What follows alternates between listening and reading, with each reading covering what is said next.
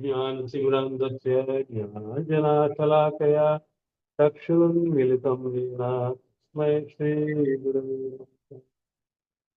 Jai Shrikrishna Chaitanya Prabhu Nityanand Shri Advaita Gadadhar श्रीवासादि गौरभक्तवृन्द। Hare Krishna Krishna Krishna Hare Hare, Hare Ram Rama Rama. So today I welcome all of you for this morning program. Today I am thinking of discussing the greatness of Mother Yaśodā,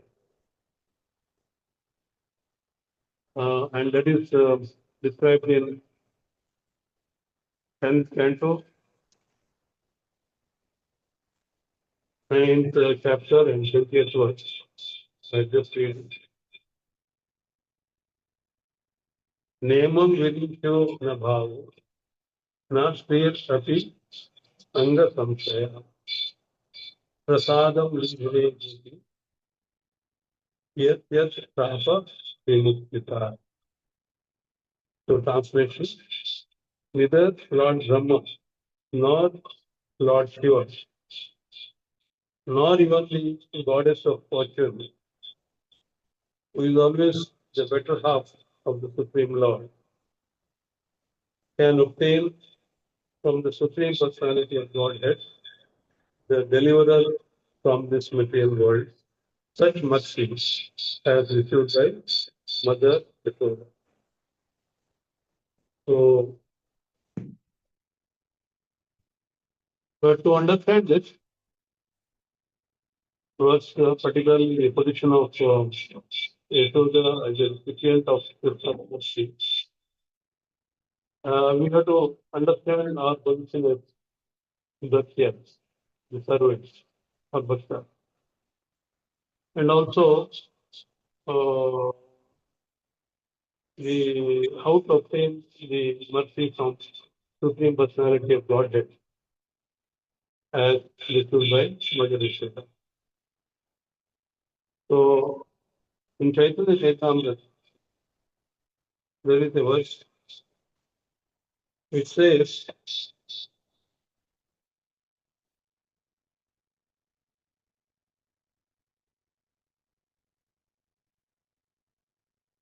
yeah, Ekale Ishvara Krishna Arasabdasya. So, what does it mean? Lord Kṛṣṇa alone is the supreme controller, and all others are his servants, devotees.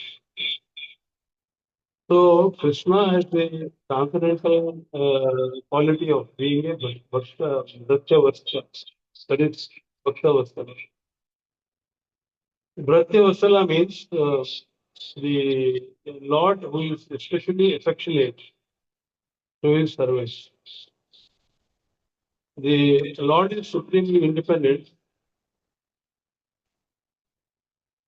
Swatantra, yet he voluntarily becomes subordinate to the love of his devotees. He delights more in serving their love than in displaying his own majesty. Some classic examples of this is becoming the charioteer of Arjuna, carrying the sandals of Nanda Maharaj, and being bound by Mother Yaśodā, etc., and becoming a messenger of Pandavas. So, the verse that we are presently discussing says, compared to Lord Brahmā, Lord Śiva, and Mother Lakṣmī, the position of Mother Yaśodā is the greatest in receiving his mercy. Now let us see how Yaśodā receives her mercy, how great Brahma, Śiva, and Lakṣmī are. So Lord Brahma, though a Bratya, though a servant of Krishna, he is the Adikari, the first created being, and born directly from the lotus stemming from his navel, and is empowered to create the universe, and also the original recipient of transcendental knowledge. So great he is. Lord Shiva, on the other hand, is the topmost Vaishnava, and Vaishnavanam Yatashambhu, and always absorbed in meditation of Krishna, and glorified by all Vaishnavas, all Vaishnava Sampradayas. And it is also the unparalleled renunciation.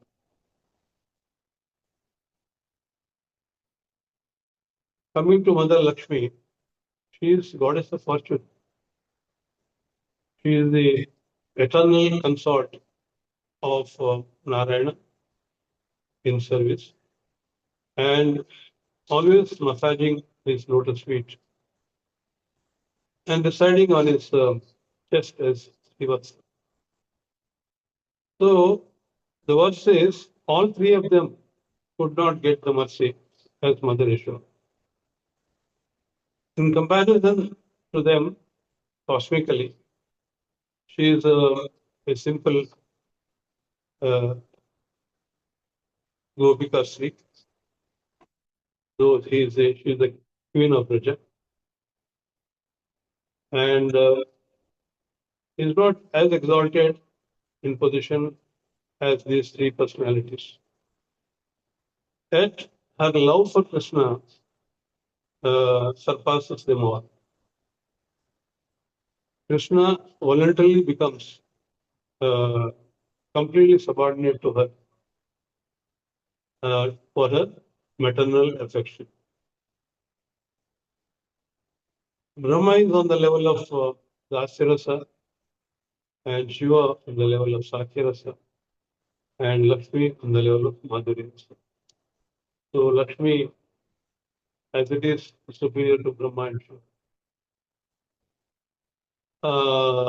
Even though Mother Lakshmi is in such an elevated position, her love is not still of the quality and intensity of Yaśodā. Now, Lakshmi has intense love for the Lord, but nevertheless, it's called Tadiya Mai. What does it mean? Tadiya Mai means she says, my Lord, I am yours. I belong to my Lord. This is her mood. Here we see her mamta, or the mood of ownership, is mixed with the knowledge of Lord's appeal. Her mood of mind in relation to the Lord is dependent on his position as the Lord. In the case of Mother Yaśodā, her mamata or mood of mind is independent. Her mood is Krishna is mine. Krishna knows nothing except me. I am his only shelter, and it is my duty to see the welfare of Krishna. Within the heart of Yaśodā, a deep concern for the welfare of Krishna is more prominent. So there is a deep sense of possessiveness in her love.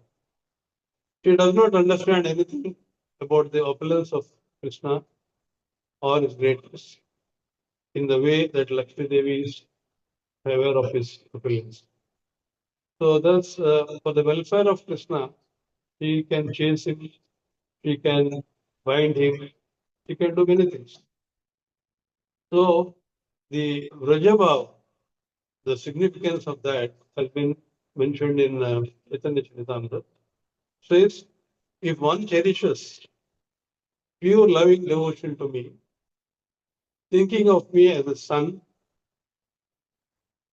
his friend, or his beloved, regarding himself as great and considering me as equal or inferior, I become subordinate to him. So this is how the Lord becomes subordinate to his devotees. So this is a Vraja Bhava. The residents of Vraja do not think that here is the Supreme Personality of God. Rather, they think, the Yaśodā thinks, that he is my son. Nanda Maharaja thinks he is my boy. Subala thinks he is my friend. The gopis think he is our beloved. So the comparison of greatness here has been done in 4 different aspects, namely the servanthood, love of God, the Roja Bhava, that is the intimacy that is completely devoid of Aishwarya Bhava of Krishna, and the mood towards Krishna, that is whether he is in Dasya Rasa, Sakhya Rasa, Madhurya Rasa, or Vatsala. Now, how Brahma and Shiva differ from uh, Yaśodā. Brahma possesses immense devotion, but it is mixed with awareness of Krishna's supreme position as Aishwarya Bhava. Is he great servant? Yes, he is a great servant. Is he a great love? Does he have great love? Yes, he has great love. Raja Bhava, he doesn't have. And the mood towards Krishna, he reveres Krishna as his master in success. Shiva also, similarly, he constantly meditates on Krishna, chants his names. He never forgets Krishna's divinity. He worships him, and he does not, though he is in Sakya Rasa, unlike Goal Balas of Raja, he does not climb onto the shoulders of Krishna. He does not order him about. Therefore, is he a great servant? Yes. Does he have great love? Yes. But Raja Bhava? No. And the mood towards Krishna is he meditates on Krishna in Sakya. So his devotion is extraordinary, but not the intimate Raja mood that causes Krishna to forget his own godhood. Lakshmi, on the other hand, she eternally serves Krishna, yet she desired to enter the Rasa dancer but could not.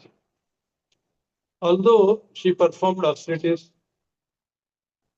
she wished to retain her identity as Lakshmi and did not accept the mood of Raja Gopis. So he does eternal service, yes, and he has eternal prema, yes, but again Raja Bhava, no.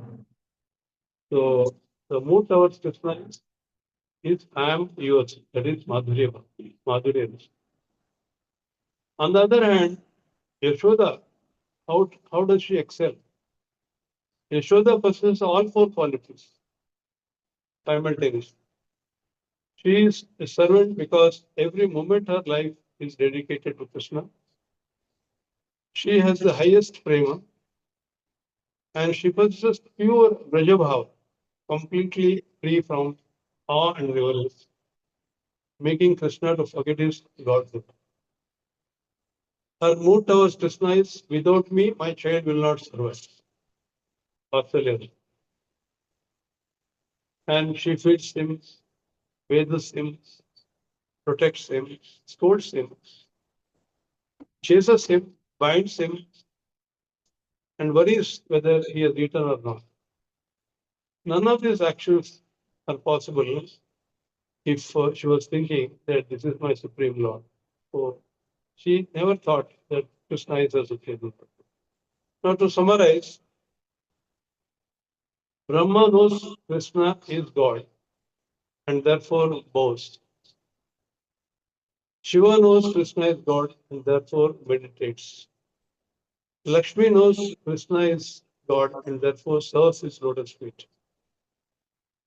But Yaśodā forgets that Krishna is God and therefore Krishna becomes her child.